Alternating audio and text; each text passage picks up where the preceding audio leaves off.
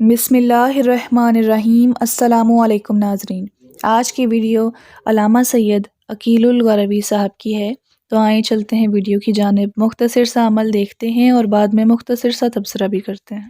سیر و سلوک کی راہ میں، عرفان کی وادی میں، عرفانی ادب میں، عرفانی لٹریچر میں آپ سنتے ہیں طی الارض۔ یہ کیا ہے؟ طی ہو جانا یعنی سمٹ جانا۔ بہت لمبا چوڑا ایک کوئی ٹکڑا ہو کپڑے کا، اسے آپ کیا کرتے ہیں؟ تہہ کرتے ہیں۔ یہ فارسی کا تہہ کرنا، عربی کا طے کرنا ہے۔ اجا وہ سینکڑوں میٹر کا کپڑا آپ کی مٹھی میں آ جاتا ہے۔ اسی طرح جو لوگ سچے ارادے سے ریاضت کرتے ہیں، وہ گھر سے نکلے، 2-4 قدم چلے، معلوم ہوا مکے پہنچ گئے۔ یہ قصہ کہانی نہیں ہے، یہ حقیقت ہے، یہ ہوتا ہے، یہ سچ ہوتا ہے۔ مکے سے نکلے، 1-2 قدم اٹھایا، مدینے پہنچ گئے۔ مدینے سے نکلے، خراسان پہنچ گئے، خراسان سے نکلے، کربلا پہنچ گئے۔ یہ ہوتا ہے، جن کے ساتھ ہوتا ہے ہوتا ہے۔ یہ کیا مثال ہوئی کہ واقعاً کسی نے اللہ کے لیے ریاضت کی ہو، محنت کی ہو، عبادت کی ہو، راتوں کو آنکھوں میں کاٹ کر سحر کا نور کاڑھا ہو،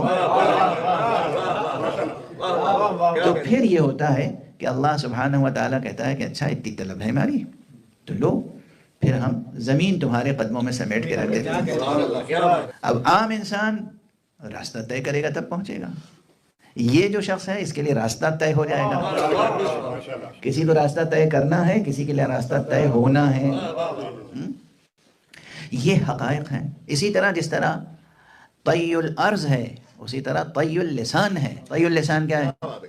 طی اللسان یہ ہے کہ ایک عام آدمی قرآن مجید پڑھنا چاہے، ختم کرنا چاہے تو اس کے لیے وقت لگے گا، پورے الفاظ ادا کرنے میں وقت لگتا ہے۔ لیکن کوئی ایسا بھی ہے کہ ایک رکعت سے پاؤں دوسرے رکعت قرآن تمام ہو گیا۔ یہ کیا ہے؟ یہ طی اللسان ہے، یہ طی اللسان ہے۔ یہ عام لوگوں کی سمجھ میں نہیں آتی باتیں، لیکن ذرا سا حجلہ عشق میں اعتکاف کر لیں۔ ناظرین محترم، ویڈیو کا دوسرا حصہ دیکھنے سے پہلے آپ کی خدمت میں ایک مختصر سا عمل پیش کرنا چاہوں گی۔ گھر سے نحوست، پریشانیاں اور غلط فہمیوں کا خاتمہ انشاءاللہ اب ضرور ہوگا۔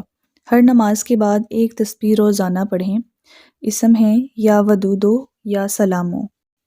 امید ہے کہ مومنین اپنی مشکلات اور پریشانیوں کا خاتمہ جلد از جلد کریں گے اور اس 5 منٹ کے عمل کو اپنی زندگی کا معمول بنائیں گے۔ تو بات سمجھ میں آنے لگتی ہے، بات سمجھ میں لگتی ہے کہ طی اللسان بھی ہے۔ یعنی پوری آیت پڑھیں گے، آپ کو 1 منٹ لگے گا، ان کے لیے 1 سیکنڈ بھی نہیں لگے گا۔ یہ ٹائم کی ریلیٹیوٹی ہے۔ یہ اس ریلیٹیوٹی سے ذرا ڈیفرنٹ ہے جو آئنسٹائن نے بتائی ہے وہی بات جو میں گزشتہ مجلس میں بھی عرض کر رہا تھا کہ فزکس بھی پڑھیں تو بات خدا تک پہنچتی ہے۔ جو لوگ فزکس پڑھ کے بھی خدا تک نہیں پہنچ پاتے، وہ یہ سمجھ لیں کہ انہوں نے اچھی طرح فزکس نہیں پڑھی ہے۔ میں تو صرف یہ عرض کر رہا تھا کہ سائنس بھی ہمیں پہنچاتی ہے اس منزل تک۔ تو یہ جب ہم عرض کر رہے ہیں کہ طی اللسان ہو جاتا ہے، طی الارض، تو یہ وہ جو ریلیٹیوٹی ہے آئنسٹائن کی، اس کو اگر سمجھ لیا ہو کسی نے، تو وہیں سے یہ ذہن ایک جست میں، کسی نے اگر آئنسٹائن کی ریلیٹیوٹی کو سمجھا ہے، اس کے دونوں پیپرز پڑھے ہیں، اسپیشل ریلیٹیوٹی بھی اور جنرل ریلیٹیوٹی بھی، تو ایک جست میں وہ ہماری اس بات کو سمجھ سکتا ہے کہ یہ بھی ممکن ہے کہ ایک شخص ایک آیت پڑھ رہا ہو، اتنی دیر میں دوسرا شخص پورا قرآن پڑھ لے۔ یہ بالکل ممکن ہے، ناممکن کچھ نہیں ہے، یہ بالکل ممکن ہے۔ بہت سے لوگ نہیں سمجھ سکتے، یہ ان کی تعلیم کی کمی ہے، کوتاہی ہے، فکر کی نارسائی ہے، ورنہ یہ حقیقت ہے۔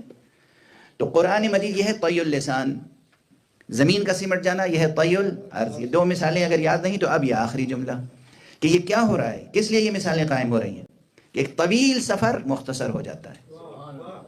تو جب حق سبحانہ و تعالیٰ دیکھتا ہے کسی سالک کو، کہ یہ پورے شوق سے، پورے جذبے سے، پورے صحیح ذوق کے ساتھ یہ اللہ کے راستے پر قدم بڑھا رہا ہے، تو پھر حق سبحانہ و تعالیٰ، ایک یہ ہوتا ہے کہ ہم قدم بڑھا رہے ہوں، یعنی ہم اپنے آپ کو منزل کی طرف لے جا رہے ہیں، اور ایک طرف یعنی ہم اپنی ذات کے ساتھ قوت دافعہ کو کام میں لا رہے ہیں، آگے ہم پش کر رہے ہیں، ٹھیک ہے نا؟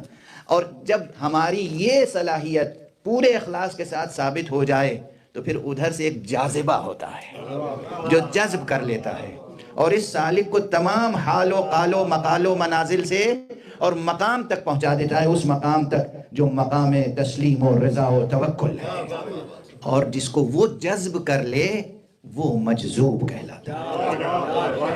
اللہ کی سطح پر بھی آپ دیکھیں کہ جذب کرنا، جذبہ یہ کیا ہے؟ فعل ہے، فاعل کیا ہے؟ جاذب، مجذوب کیا ہے؟ اس میں مفعول، اس میں مفعول، جاذب جذب کرنے والا، مجذوب جسے جذب کیا گیا ہو۔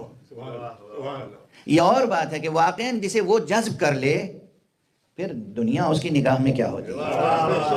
پھر وہ دنیا کے زیب و زین سے بے پرواہ ہو جاتا ہے، لوگ اسے دیوانہ سمجھتے ہیں، وہ آپ کو دیوانہ سمجھتے ہیں، وہ فرزانگی کی اس منزل پر پہنچ جاتا ہے، وہ ہوش مندی اور فرزانگی کی وہ منزل ہے، وہ خرد مندی اور خرد افروزی کی وہ منزل ہے کہ جہاں پر وہ دیکھتا ہے کہ یہ بیچارے سب دیوانے، بے عقل، بے تعلیم، یہ حیوان انسان کا روپ ڈھالنے میں لگے ہوئے ہیں، انہیں پتہ ہی نہیں کہ منزل کیا ہے، اور یہ حیوانات اس انسان وارستہ کو دیوانہ سمجھتے ہیں، یعنی بادشاہ بہلول کو دیوانہ سمجھتا ہے، بہلول بادشاہ کو دیوانہ سمجھتا ہے۔ صلوات پڑھ دیجئے محمد۔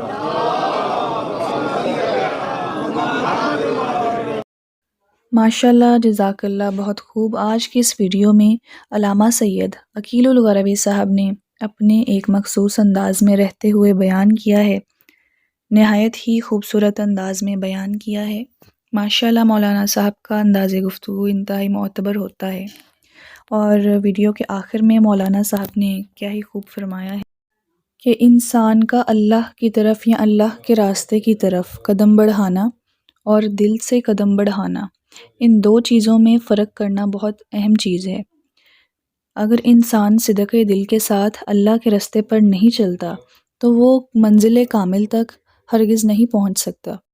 اس لیے ناظرین محترم، اللہ کے راستے کی طرف قدم بڑھانا مشکل تو ہے لیکن ناممکن نہیں۔ اپنے خالق کو راضی کرنے میں انسان کا وقت مشغول رہنا چاہیے۔ امید ہے کہ آج کا یہ عمل اور مولانا صاحب کا یہ بیان آپ کو پسند آیا ہے، اور مزید اس طرح کے اعمال، وظائف اور بیان ویڈیوز دیکھنے کے لیے ہمارے چینل الفاطمہ ٹی وی کو لائک کریں، شیئر کریں اور کومنٹس لازمی کیا کریں، کیونکہ آپ کی رائے ہمارے لیے بہت اہمیت کی حامل ہے۔ تو ناظرین محترم، آپ سے ایک چھوٹی سی گزارش ہے کہ چینل کو سبسکرائب کر کے بیل آئیکن کو لازمی پریس کر لیں کہ تاکہ آنے والی ہر ویڈیو آپ تک بآسانی پہنچ سکے۔ اپنا بہت سارا خیال رکھیں۔ اللہ حافظ۔